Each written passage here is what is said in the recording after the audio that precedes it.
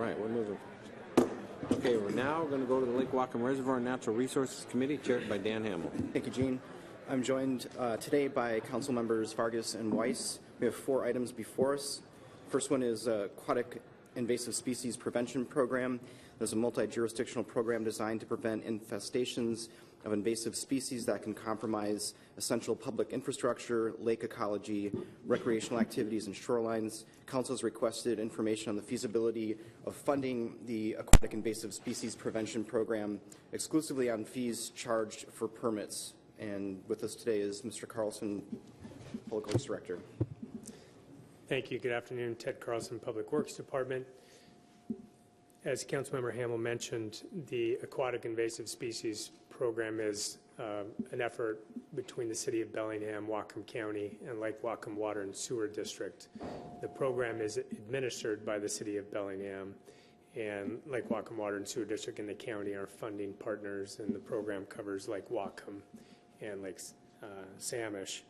And back in May of this year, we brought before the council interlocal agreements for that funding participation from the county and the utility district. And at that time, the council requested that staff come back with some options on how we can move this program towards full cost recovery. At this point, the program is funded through inspection fees, permits, but is also funded through, from the City of Bellingham, the Water Fund, and then funded directly from Whatcom County and Lake Whatcom Water and Sewer District.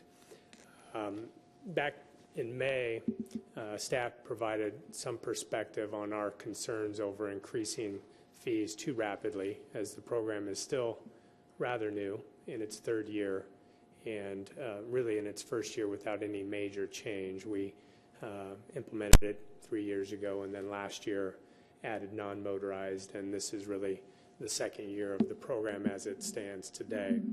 And my primary concern at the time, and it continues to be a concern, is that our goal, obviously, is protecting Lake Whatcom, and to do that, we really do want to have as much participation as possible. We want to make sure that we control access to the lake and provide a service that the users of the lake will use, get their boats inspected, and make sure that we're protecting the lake's water quality. And the fear is if we raise the fees too rapidly, perhaps folks will not participate at as high of a level and find alternative places to launch their boat, and obviously that would not be in the best interest of the lake. That being said, we held the interlocals back, and I'm going to turn it over to Claire. He and his staff have done quite a bit of research into what other communities are doing, other programs throughout the U.S. really, because we are unique in Washington State. Is in our program, we don't have any comparables in the state, but there's some in the northwest and west part of the country, as well as moving towards the East Coast. Some examples of what those fee structures look like and where we could get the information, the percent recovery that their fee structure provides their jurisdiction in terms of total cost recovery. And then we've laid out 5 alternatives to move us towards full cost recovery, with the 5th alternative being what we think would be a strategy to recoup all of our costs at this point. So with that, I'd like to turn it over to Claire, and he'll provide some of the information, and then perhaps we can have a discussion about what council would like to see happen moving forward. So first off, I'd like to turn on the mic. Claire Fogelsong, City of Bellingham Natural Resource Public Works. First, I'd like to go through the rationale that we used when we first set the fees 3 years ago. And we had gleaned this rationale from other programs around the nation. And first off, we were looking at affordability, and to do that, we did the fee comparison. And Tegan has updated that information in the packet. We have fee comparables from around the country.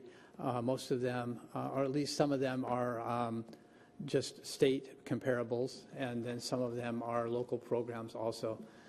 And Tegan can, in a question and answer session, she could answer any specifics about those.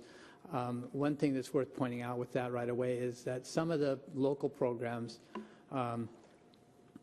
are receiving sort of a grant type subsidy from the state, a state program to limit the amount of fees they're charging.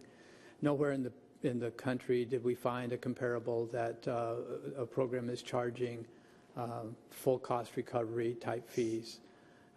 In fact, very few even come close to, or there aren't any that are even close to that. So, but to continue with what we used as a rationale, we didn't want to preclude people using the lake based on the cost. And I know there's a view that most of the lake users have plenty of discretionary income, and that it's not inconvenient for them. But that's really not the case. Our data shows that the socioeconomic spectrum that is using the lake is pretty broad, from people that have a 12-foot fishing boat that they've been using for the last 40 years to a brand new spiffy wakeboard boat. But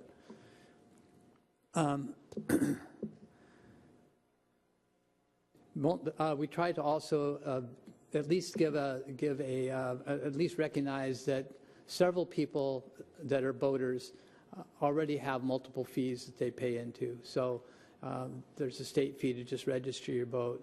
There are fees also for fish licenses, and then we had this local fee here too. So it's a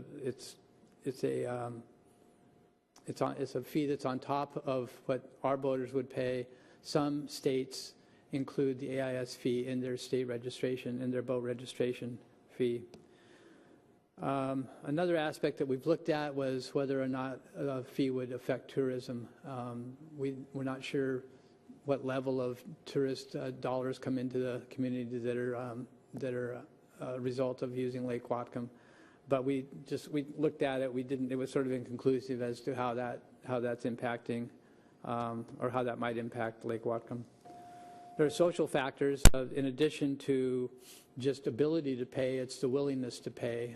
We know that we know firsthand that there are folks that boat that feel like this is just another tax. It really isn't any more than just a government tax. It doesn't really have a lot of applicability to the conditions in Lake Whatcom. Don't really have an answer for that. We tell them, we give them the background on the need for the program, and move on. Some people have just trouble accepting change. It's not so much just a willingness, just an understanding of the issue. And so our education program has been very central, a key element of getting them to understand the need for this change, and help them work through the fact that they have to stop now to check in and to get inspected. It's the first program in the state, as Mr. Carlson mentioned, and that has been a challenge for us. Being a leader sometimes is you take the first hits, and Washington State has, the state program has been trying for several years now to gain additional funding to not only have a more robust state program, but to support local programs, and they've been unable to get that through the legislature. And another one of the issues that we've looked at is the fact that it's a multi-jurisdictional program. We've done cost comparisons with similar multi-jurisdictional programs. Plus, for us here locally, it just adds to the complexity of how we move through any kind of changes, any kind of fee structures or locations or just administrative rules. And as you know, having the city and the county councils, as well as the Water District Board of Commissioners, make final decisions on a program has been, we've had to make sure that we're satisfying all of those needs. The program has been a combination of risk-based and just what we can do. A risk-based program in its truest form would pick out those boats that are coming from Nevada and points that are infested, and that they'd pay the full cost of the program probably.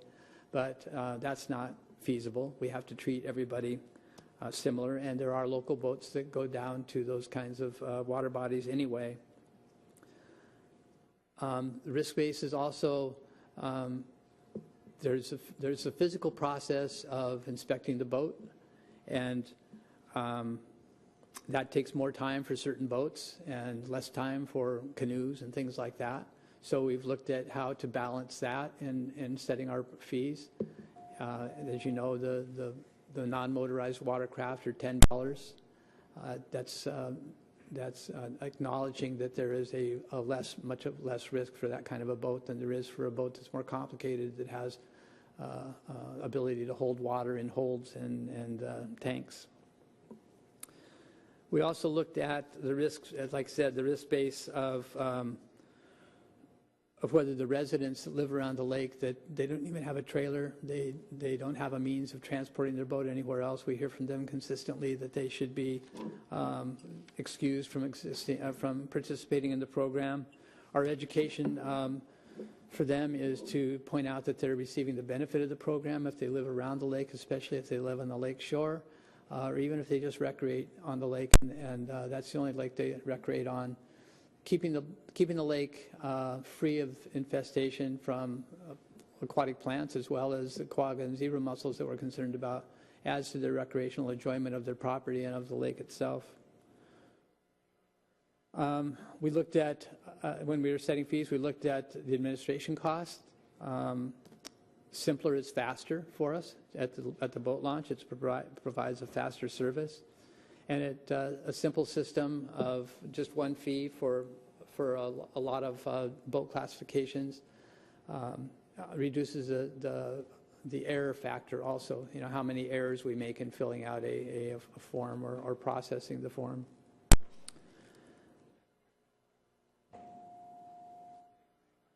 Well, we now have data. Those are the points that rationalized our setting of the fee in the first place. And now we have data from several years now that is showing that the public would like a resident fee, like I just said. A lot of the public thinks that there should be they should be excused from participating in the program.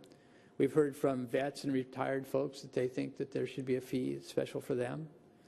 And we've also had a lot of supportive comments from the public, from the people that use the lake, congratulating us on having a fee that's close to what they think is fair, and they think people should be paying for the service out there. And participation has gone up over the years. We haven't lost boaters on Lake Whatcom, according to our data at least, as a result of this program. And last year, of course, we saw a big uptick in the participation in the program, but that was because of the non-motorized, adding non-motorized to the program. But even the motorized users haven't quit using the lake because of our program. That's close to what I have. So we provided quite a bit of information in the packet on some alternative rate structures, and we can certainly talk about the expenses of the program, because that's really the other side of the equation. And I know Councilmember Vargas brought that up last time, that we should be looking at ways to control costs, and we certainly agree with that. Primary cost is labor in this particular program. And we staff it with temporary employees because it's not a 12-month operation. And that's also another point of discussion, is should we be extending the boating season or the hours of operation? That's a part of Claire's risk analysis that he spoke about, is when do you have the inspections if we can't afford to have a 12-month program. So we're happy to talk about whatever council would like to talk about, answer questions in the packet, go through some of it in more detail if you would like. I would like to point out further that these options that we laid out here, as you can see, the cost recovery, the CR percentage down there at the bottom of the totals, we really don't approach full cost recovery with any of these except for the last one, which was we just put in the cost of the program and sort of backfilled what it would take to, what kind of fee structure would be needed to meet that goal. And then one other point of information is we're looking at making some, recommending at least a couple of changes to the program next year. We have a boat class that's in between what's required, it's a size that's in between what's required to register by the state and a size that by definition isn't included in the program. And they're sort of, if you can imagine, sort of the open boats, the 12-foot boats. They don't have a registration requirement. We have been charging them the full motor, and they have a motor on the back. We've been charging them the full motorized boat fee. As far as the risk analysis goes, they're an open boat. They don't hold water. They're small. They take very little time to process. We've been charging the full because that's what the definition requires. We're looking at making a recommendation to change that definition and actually drop that fee a bit this coming year, so to recognize the simplicity of that boat. And like I said earlier, Tegan's in the audience, and she's the subject expert on this. And so if you get questions that are too difficult for me, I'll just point to her. Councilmember Weiss. Thanks, Dan. I guess I'm a little confused here because I don't see really a strategy. I see, examples here, but I don't see really a strategy of how we get to the full cost recovery, which has been, I think, a common goal for the council's perspective ever since this program started 3 years ago. And I guess I would like to understand, do you have a strategy, or are you just providing this for our information and want us to go and toy with it and kick something back to you?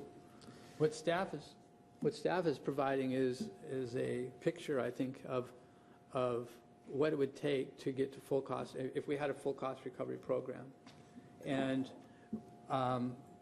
really not supporting going. What we don't want to do is increase fees and lower participation, and then have to increase fees again and lower participation. That downward spiral of participation is antithetical to what we want to accomplish here. This is a prevention program, and what we're trying to do is set these fees at a level that will keep people participating in the program and get us to our goal of preventing the infestation. We know that the program will fail if all we're doing is relying on enforcement, on the lake enforcement, because by that time the boats have launched. And if it's a boat that's threatening to bring an invasive species into the water, it's already closed on that threat. It's already accomplished that. So we don't want to go to an enforcement program. So we want to have participation. We're simply just trying to see what's going on in the rest of the country and put a fee up there that is sort of balanced between the risk and the need to have those people participate and full cost recovery. We actually think we hit sort of a sweet spot with our program when we first started.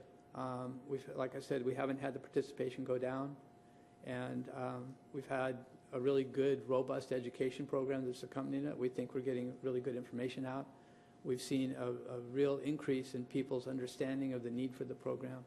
So we're reluctant to start raising fees and have this 10 or 20-year projection of when it might be full cost recovery, because we're just not sure of that. Well, we're fairly certain from other examples, but we're not sure of how that affects the intention of the program. So, Claire, I guess you're underscoring what I guess I'm most concerned about, is that the council's established a direction, a policy direction of all of this, and it seems that the staff does not agree with that and wants to go and do something different, and has been pursuing a different path as far as cost recovery, to the tune of the best we can get is 1/3 approximately, and that 2/3 of this cost of this program is coming out of the people that don't use the water, that are ratepayers for water use, understanding that this is a drinking water reservoir and not a recreational lake like some other lakes are. But this is a drinking water reservoir, and it's a privilege to go and use the lake for running around with a boat. And I guess I'm having a real hard time with this tension back and forth, where we've said this is what we want, and it's basically being ignored. I want to be able to come to some sort of reconciliation about this, because, you know, if it's a situation where this last example of having a $125 fee, well, you've given us examples here, and I see a few of these where that value or that annual fee is approximately the same, you know, where it's well over $100 in a few of these jurisdictions and you know, bodies of water. Our problem is that it is a drinking water reservoir, and that is the primary mission of the lake. You know, the development and having homes in there, that's a secondary mission. Certainly, recreational boating use is a secondary or tertiary type of you know, use. And you're right about the death spiral. I fully agree with you about that. That was one of the things we talked about prior to even getting this program started. But we were given assurances that we would get to this, you know, to this dynamic where we you know, we would be able to you know, to improve the fee structure so that there wouldn't be so much subsidy by the ratepayers. I really have a problem with the statement that you made earlier about the fact that this is a tourism issue. I don't want to see water rates going and subsidizing tourism. If tourism needs to be subsidized, that should come out of the general fund. That should come out of tourism tax dollars. It should not come out of water rates. People that are simply drinking water on the other side of town that have absolutely no connection to boating shouldn't be the ones to go and subsidize somebody's weekend. It just, you know, I guess I really have a real problem with this, and you know, I appreciate the information that you've provided, but I don't see a real strategy of how we get to full cost recovery, or even phasing of it. Yeah, and I think certainly staff has heard what you and other council members have said, that the goal is to move towards full cost recovery. I think we understand that. I think what we're saying and what our strategy is to have a successful program and to make sure that the program protects Lake Whatcom, because all of the points that you stressed, and that it's a drinking water source, that's why we want the program to be successful. And I think that's why participation and compliance is probably more important in the grand scheme than cost recovery. The strategy is to move the rates up over time, and what we laid out does show a strategy or an example that gets very close to 50%, so not a third. And remember that balance is shared between the county, the city, and the water district. And so it's not all on the city's water ratepayers, but spread amongst the jurisdictions. And then, as we've talked about in the past, as the other programs that are successful or that are up and going and have been going for some time in the rest of the country, work with the state.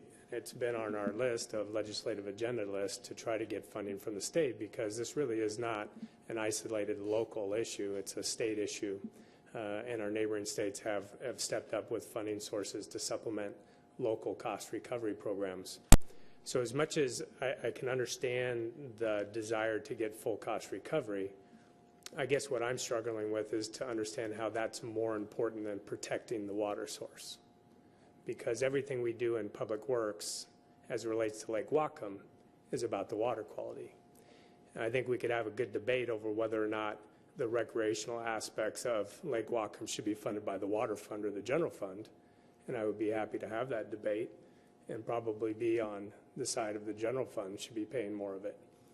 But the reality is, if it's all about water quality, raising the rates to a level that we think from a risk analysis is going to result in lower participation and increase the risk of infestation is not good policy.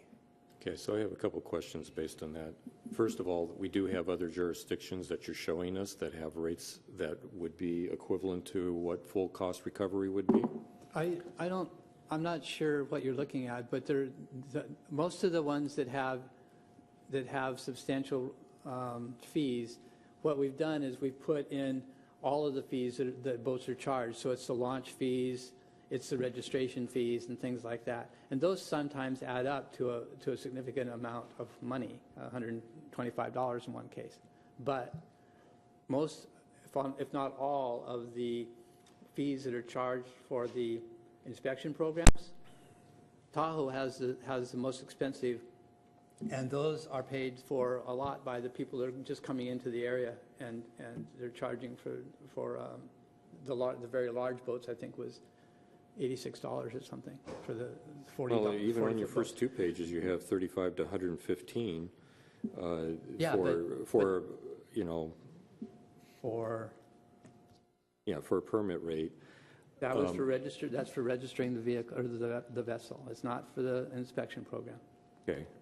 But I guess all of these fees, regardless of what it's being used for, it's showing what the price demand is for being able to have a boat and run a boat on a body of water, that people are willing to go and spend over $100 to do that. We don't have launch fees. It's free to go and use Lake Whatcom wherever you want to put it in. But we do have a fee that will go and try and protect our drinking water through the invasive species issues. We do have Discovery Pass fees that are charged by the state for use of the South Bay launch. True. And we do have state registration fees. And But I not couldn't tell you what those are Blodell. right now, but Yeah, but those- not at Blodell. It's free, which represents most of the lake. But, to look at it as just a Blodell issue, to look at it as a city-centric issue, really challenges a program, because we can do different things at Blodell than what can be accomplished out in the county. We've got Sudden Valley, and we have South Bay, like I mentioned, and we have numerous private facilities around the lake that we could, with, I guess, a lot of work, try to control the access points. Tahoe in the past has had affidavits. They've gone out to all those private launch areas and put gates up, and they have affidavits with the owner. We could go to that level of involvement in trying to close down the lake, but what we've chosen to do is go the education route. We've chosen to get out and make it clear to the people that live around the lake what the threat is to their private property if we had an infestation, and keep the fee low enough to keep those people interested in participating, so that there isn't that pressure to go someplace else and launch. We've seen that happen a couple of times at Blodell. People will pull up and they don't like the program. This happened actually early on. I'm not sure. I haven't talked to Tegan to see if this has happened this year. I haven't been reported that it has, but they would go to launch at Blodell, find out what the situation was, and they'd run down to Sudden Valley, or they'd run down to South Bay, and we'd know that they'd gone down that way because we'd had reports. We don't want to have that happen on a continual basis, because there's no way we can control it. Like I said, if our control mechanism is enforcement on the lake, we've failed. We've created a risk for our water quality, the water quality reservoir, or water supply reservoir, that is unacceptable. Yeah, and if I I might guess, just- Claire, I mean, I agree with everything that you're saying in terms of, you've established a very good educational program. You've established a well-staffed inspection protocol. Again, the problem that I have is, why should people that pay water rates have to subsidize a privilege of recreational boating? It just, to me, it doesn't make sense. Ted, I'll buy into what you're saying, is that if we want to have a discussion that this subsidy should come out of the general fund, then maybe that's what we should be talking about. Yeah, because the reality is we have a water reservoir that has a recreational use to it. And what we're trying to do in the water utility is protect the lake. And it really does come down to a risk analysis from a water utility's perspective. If we're faced with the possibility of subsidizing a program that has over 3 years become what we believe a fairly successful program in terms of participation in education, versus raising the rates to what we think would be full cost recovery and losing those other benefits, from the water utility's perspective, that's a no-brainer. You want a program that is successful. There may be a bigger policy issue around recreational and development and other things around a reservoir. And we have regional parks on Lake Whatcom. Like it or not, from a water utilities perspective, I would prefer that they weren't there because I'm the one responsible for delivering water. But from a city's perspective, that's the reality. And so we want to make sure it's a successful program. We also have partners that we're working with because it is a multi-jurisdictional program and it has to be effective. We need to have the county and we need to have the Lake Whatcom Water and Sewer District be a part of this. So we have to look at the fees and the administration of the program in a way that makes sense for that multi-jurisdictional effort. We believe that we should be addressing the fees. I think moving up to some of these, because the mayor would like to see full cost recovery as well. I mean, we all would. We want to make sure that it's a user fee based program, but the discussion is about how do we get there over time? How do we get there in a combination of fee recovery from at the local jurisdictions level and working with our state delegation to get state money, because that's where the risks are coming from, is outside the area, and move there over time. So I could easily see us coming forward with a program that raises the fees in 16 to one of these levels that we think could get us close to 40% cost recovery, and continuing the efforts with the state. What I have a harder time with is the last example that we backed into the full cost recovery.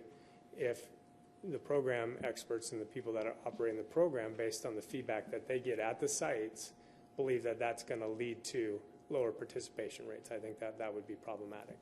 I guess what I was hoping to see from this report would be a 3 to 5 year phasing into the point where we get full cost recovery, or some other alternative, such as cross subsidization from the general fund or some other source.